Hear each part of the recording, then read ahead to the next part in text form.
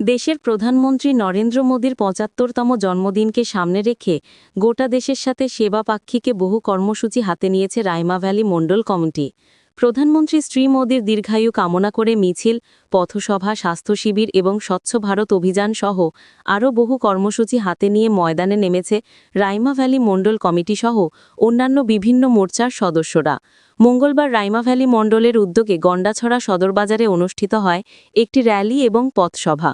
BJP এবং মোদী সরকারের বিরুদ্ধে কংগ্রেস এবং সিপিআইএম দলের মিথ্যা অপপ্রচারের বিরুদ্ধে ওই র্যালি এবং পথসভাটি অনুষ্ঠিত হয়।